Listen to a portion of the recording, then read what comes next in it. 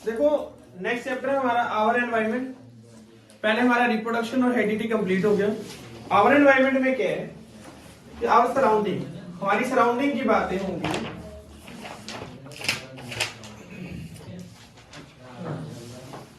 Surrounding का मतलब क्या है कि फिजिकल सराउंडिंग जिसके अंदर वाटर बॉडीज भी आएंगी, सोयल भी आएगी, एयर भी आएगा। ये सारा जो हमारी सराउंडिंग है, मतलब बिल्कुल इजी सा चैप्टर है, 5 नंबर का है। देखो एक ऑर्गेनिज्म किस किस टाइप के एटमॉस्फेयर में रह सकते हैं, ठीक है, एयर है और सैंड है या फिर वाटर। इस टाइप से जो डिफरेंट जो सिस्टम से एक जहां पे ऑर्गेनिज्म सरवाइव कर रहे हैं उसको बोलते हैं इकोसिस्टम। क्या बोलते हैं? इकोसिस्टम। तो क्या है our physical surrounding like the air, जो हमारा फिजिकल सराउंडिंग। देखो फिजिकल सराउंडिंग का मतलब ये होता है कि हमारे चारों ओर की बातें जहां पे हम सरवाइव कर रहे हैं, हम किन किन कंडीशंस के अंदर सरवाइव कर सकते हैं, that is known as the physical surrounding. वैसे बातें करें ना फिजिकल की, फिजिकल का मतलब होता है जिन चीजों को हम सिर्फ देख पाते हैं, फील करते हैं। केमिकल का मतलब होता है जो रिएक्ट करती है, जो हमें कुछ ना कुछ रिजल्ट देती है। तो हमारा फिजिकल सराउंडिंग क्या हुआ? एयर है, वाटर है, ये हमारा फिजिकल सराउंडिंग है। कह रहा है our physical surroundings like the air, water bodies, soil and all the organisms such as plants, animals, human beings, ये सारे के सारा क्या है? एक एनवायरनमेंट है। क्यों एनवायरनमेंट है? यहां कुछ ऐसा नहीं है कि एक पर्टिकुलर एरिया ऐसा हो कि जिसके अंदर प्लांट रह रहे हो, या एक पर्टिकुलर एरिया अर्थ का ऐसा हो जिसपे सिर्फ एनिमल्स रह रहे हो, या पर्टिकुलर एरिया ऐसा हो जिसपे ह्यूमन बीइंग्स रह रहे हो। नो, ये क्या हो रहे? सब चीजें इकट्ठी ही एक ही जगह रह रही है। इसी को क्या बोलते हैं? एनवायरनमेंट। सब चीजें इकट्ठी रह रही है। अकॉर्डिंग ये इकट्ठी रह कैसे रही है? According to their habitat. According to their habitat. Habitat बोले तो क्या मतलब होता है कि उनकी जो जीवन, जो वो लाइफ सरवाइव कर रहे हैं, सर्वाइवल फॉर ऑफ लाइफ, क्या क्या कंडीशंस है उनकी। वो अब जैसे फिश का हैबिटेट क्या है कि वो fish always survive in the water, not out from water. वो हमेशा कहां सरवाइव कर सकती है? वाटर के अंदर। वाटर से बाहर वो सरवाइव नहीं कर सकती। ये हैबिटेट होता है। ह्यूमन बीइंग से हम एयर के अंदर सरवाइव कर सकते हैं, नॉट द मोर टाइम या much time in the water. ज्यादा टाइम तक हम वाटर के अंदर सरवाइव नहीं कर सकते क्योंकि हम लोगों का ये हैबिटेट है। कुछ एनिमल्स का हैबिटेट होता है कि वो माउंटेन्स, आइस में रहते हैं। कुछ का हैबिटेट होता है, फॉर एग्जांपल कैमल, कि वो मैक्सिमम टाइम तक क्या रह सकता है? विदाउट ड्रिंकिंग ऑफ वाटर, पानी पिए बिना रह सकते हैं। ये सारी चीजें एक हैबिटेट के अंदर आती है कि एक ऑर्गेनिज्म का हैबिटेट क्या है। क्लियर है? अब ये कह रहे हैं कि इन सभी चीजों से जो मिला है, मिलके जो बना, this is known as environment. ठीक है? एनवायरनमेंट जो है इसके अंदर डिफरेंट टाइप का वेस्ट होता है। एक होता है बायोडिग्रेडेबल, एक होता है नॉन बायोडिग्रेडेबल। एक होता है बायो डिग्रेडेबल और एक होगा नॉन बायोडिग्रेडेबल। देखो बायोडिग्रेडेबल कौन सा होगा? The waste which can be broken down into smaller molecules. कहता है वो वेस्ट जो स्मॉलर मॉलिक्यूल्स के अंदर ब्रेक डाउन हो जाए, विच can B broken down in smaller molecules या smaller substance, कुछ भी बोल सकते हैं। अब वो ब्रेक डाउन हो रहा है, कैसे हो रहा है? Bye the action of micro organism. Bye the action of micro organism.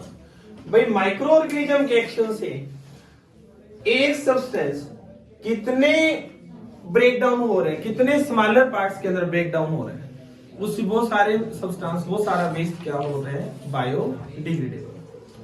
हम इसके साथ दूसरी बात एक और बोल सकते हैं, the waste which can DK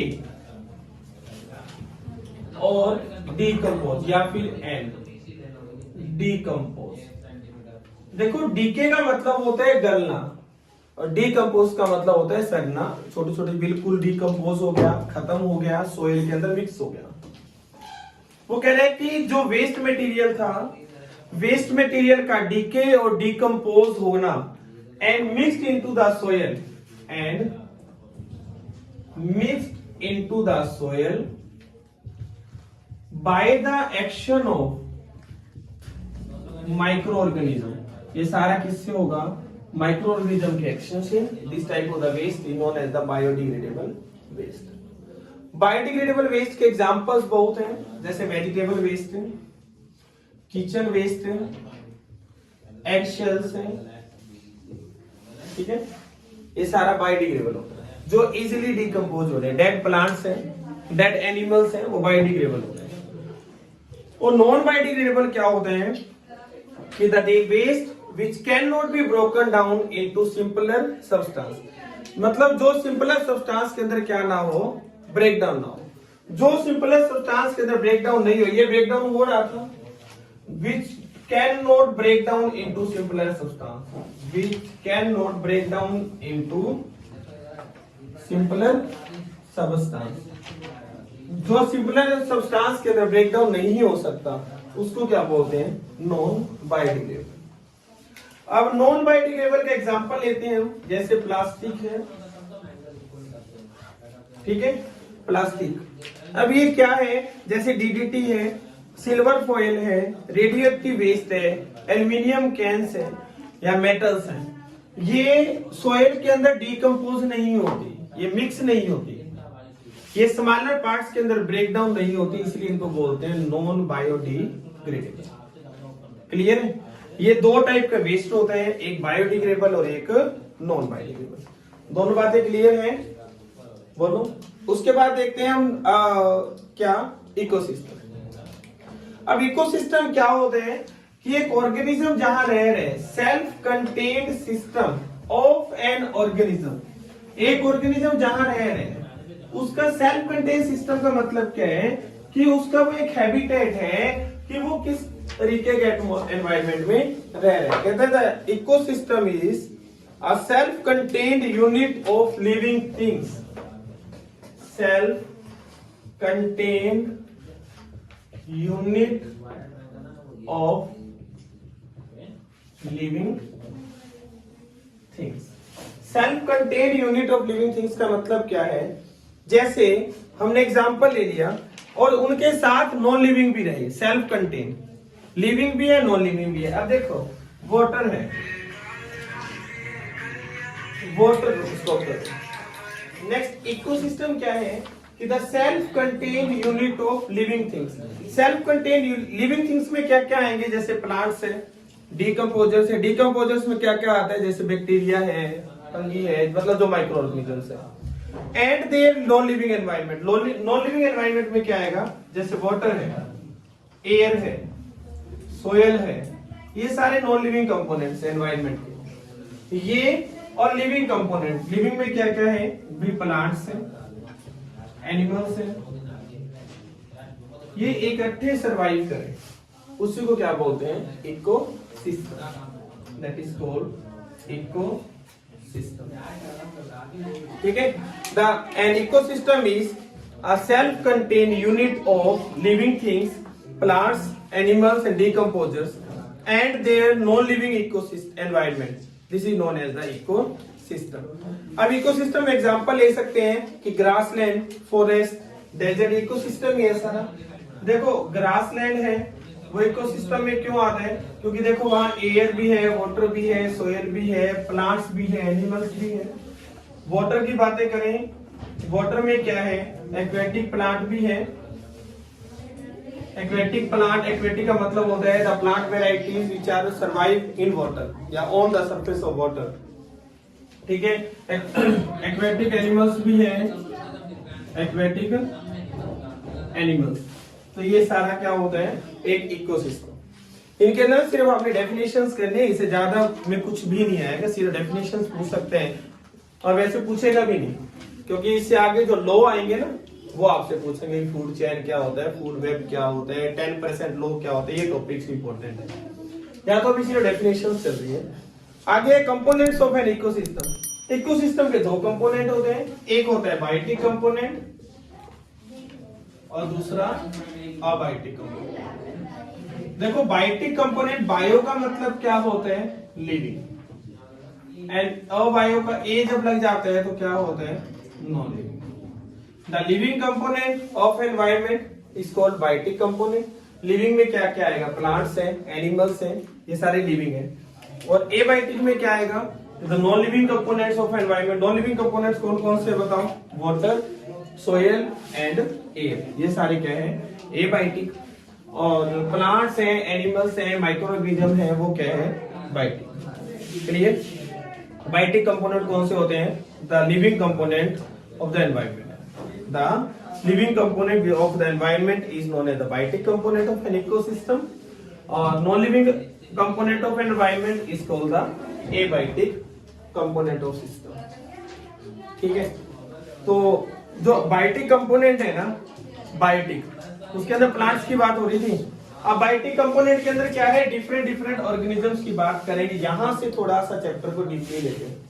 सबसे पहला आता है ऑटोट्रोफ। क्या है, ऑटोट्रोफ। फिर क्या है,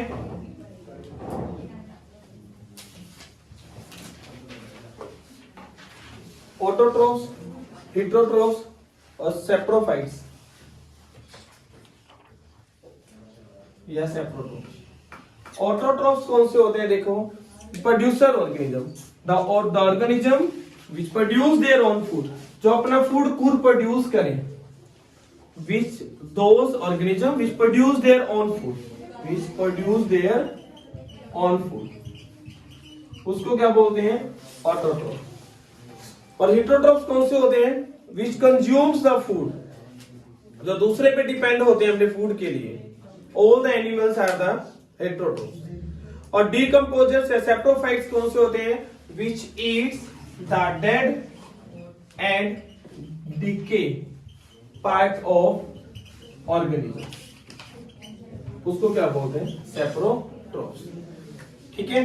अब ये तो एक बेसिक था।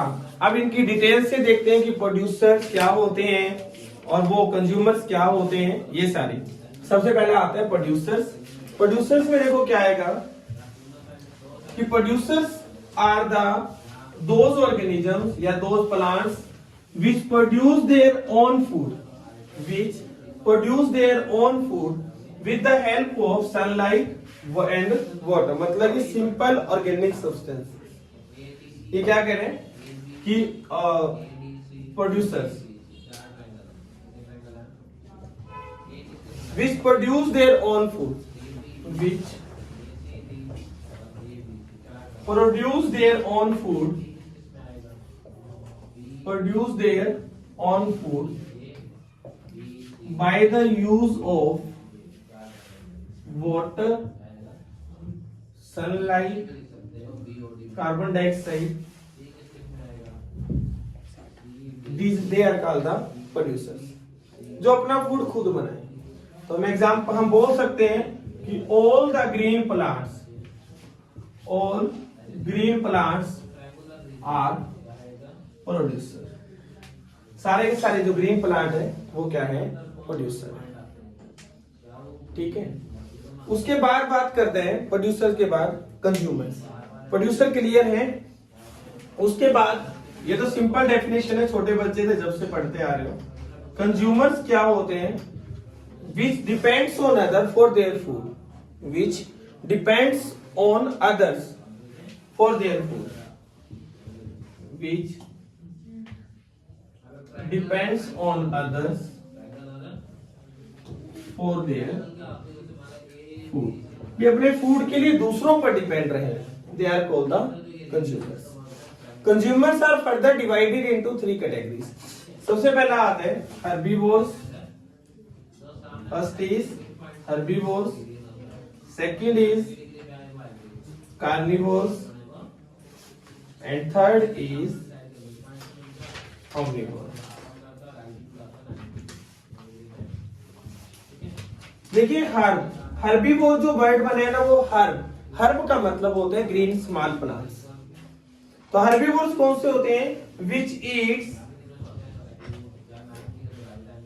ओनली प्लांट्स, जो सिर्फ प्लांट्स को खाएं, they are called the herbivores. Which eats only plants, they are called the herbivores. Example ले सकते हैं हम, काउ, डियर, ठीक है। उसके बाद आता है कार्निवोर्स। कार्निवोर्स में क्या बोल रहे हैं? Which depends on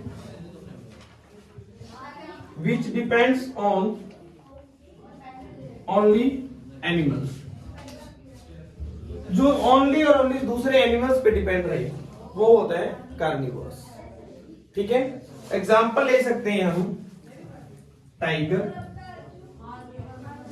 eagle, lion, vulture, ये सारे। It means those organisms which eats only flash. हम ये भी बोल सकते हैं कि जो ऑर्गेनिज्म सिर्फ किसको खाते हैं? फ्लैश को खाते हैं। This is known as the carnivores. And what is omnivores? Those organisms which eats both, both बोले तो both plants as well as flesh। जो ऑर्गेनिज्म प्लांट्स को भी खाए और फ्लैश को भी, those organisms which eats both plants as well as flesh is known as the omnivores। तो omnivores के अंदर है क्या? एग्जाम्पल लेते हैं हम। सबसे पहला तो एग्जाम्पल ह्यूमन बींग्स ही है, क्योंकि हम चिकन, एग ये भी खाते हैं और प्लांट प्रोडक्ट्स को भी खाते हैं। एनिमल प्रोडक्ट और प्लांट प्रोडक्ट दोनों खाते हैं। ह्यूमन बींग्स, ठीक है, डॉग है, कैट है, ये सारे ओमनिवोर्स के एग्जांपल हैं, ठीक है। These are the omnivores. और जो थर्ड इसका टाइप आएगा, पहला था प्रोड्यूसर्स हो गए, कंज्यूमर्स हो गए, उसके बाद आते हैं डीकंपोजर्स।